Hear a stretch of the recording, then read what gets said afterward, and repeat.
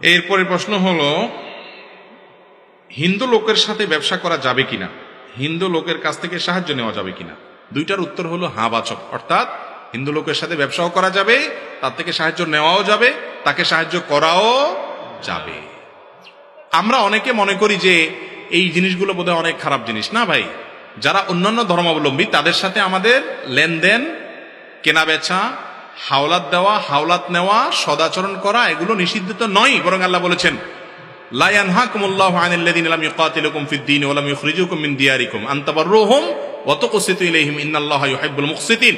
যে সমস্ত অমুসলিমরা তোমাদেরকে দেশ থেকে বের করে দেয় নাই, তোমাদের উপরে জুলুম চাপায়া দেয় নাই, তোমাদের সাথে সহাবস্থান করছে, তোমাদের সাথে পাশাপাশি অবস্থান করছে শান্তিপূর্ণভাবে, তাদের প্রতি তোমরা সদাচরণ করতে আল্লাহ নিষেধ করেন না। বরং আল্লাহ তাআলা সদাচরণকারীকে, ন্যায়নিষ্ঠ আচরণকারীকে আল্লাহ বরং ভালোবাসেন।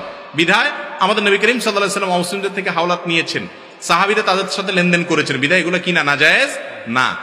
নাজায়েজ যে বিষয়টি সেটা হলো আপনি অন্তরের অন্তঃস্থলে ওই ব্যক্তিকে জায়গা দেওয়া যে ব্যক্তি আপনার রবের অস্তিত্বের স্বীকৃতি দেয় না, কিন্তু এজ এ মানুষ তার সাথে সৌহার্দ্যপূর্ণ আচরণ, সুন্দর ব্যবহার এবং সকল কায়কারবার তার সাথে করার সুযোগ, কায়কার বলতে আর্থিক যে কায়কারবার, এগুলো করার সুযোগ আছে।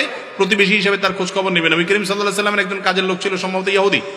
তিনি অসুস্থ হওয়ার পর নবী সাল্লাল্লাহু আলাইহি ওয়াসাল্লাম তাকে দেখতেও গেছে। এখন যদি কোনো ইমাম সাহেব কোনো হিন্দু ড্রাইভার রাখে কোনো হুজুরে, কি করবেন আপনারা বলেন? আমার নবী করিম সাল্লাল্লাহু আলাইহি ওয়াসাল্লাম যে ইসলাম দিয়ে গেছেন সেখানে ভিন্ন ধর্মাবলম্বীদের সাথে সহাবস্থান, সৌহার্দ্যপূর্ণ অবস্থানের নির্দেশ আছে না নাই? আছে।